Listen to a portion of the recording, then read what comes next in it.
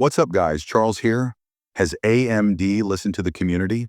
It is not for us to judge, but for reviewers and, more importantly, consumers. The latter are dissatisfied with NVIDIA GeForce RTX 50 series, which did not deliver substantial performance, had several problems at launch, and, by far the biggest problem, there's no way to buy these cards at MSRP unless they are randomly selected or have been waiting in queues for weeks. AMD's solution was to wait out the RTX 50 launch and build up stock and optimize drivers. The result is that AMD can promise good supply at launch and more games supporting FSR4 at launch, the latest version of upscaling and frame generation tech, which is sadly only supported by RDNA4 series. In this video, we've picked the top 3 products at amazing discount prices. Number 1, Galaxy Tab S9 FE Plus for $549.99, 21% off. Number 2, ROG Strix G16 Gaming Laptop for $1,099.99, 21% off. Number 3990 EVO plus 2 terabytes for $129.99, 30% off. If you're interested, check the pinned comment for the links. AMD lists 4 main features for its new RDNA4 architecture: 3rd-generation ray tracing accelerators, 2nd-generation AI accelerators, enhanced media engine, and future-ready technologies.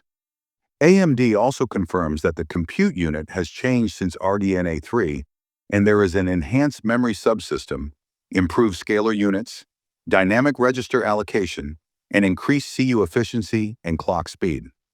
Specification-wise, the Radeon RX 9070 XT featuring Navi 48 XTX GPU has 4,096 cores, 64 RT, and 129 AI accelerators.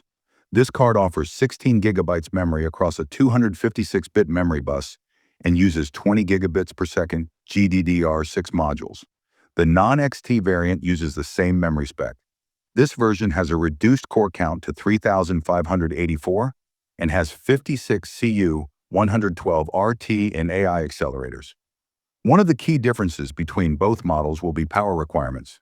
The RX 9070 card has 220 watts TBP total board power, while the RX 9070 XT has 304 watts.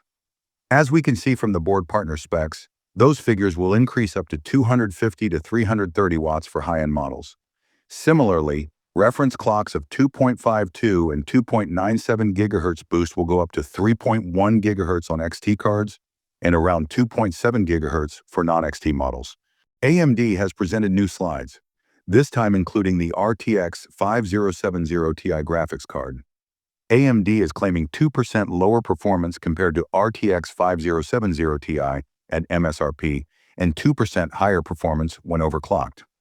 AMD promises a 42% performance increase of the Radeon RX 9070 XT over the Radeon RX 7900 GRE at 4K resolution with ultra settings.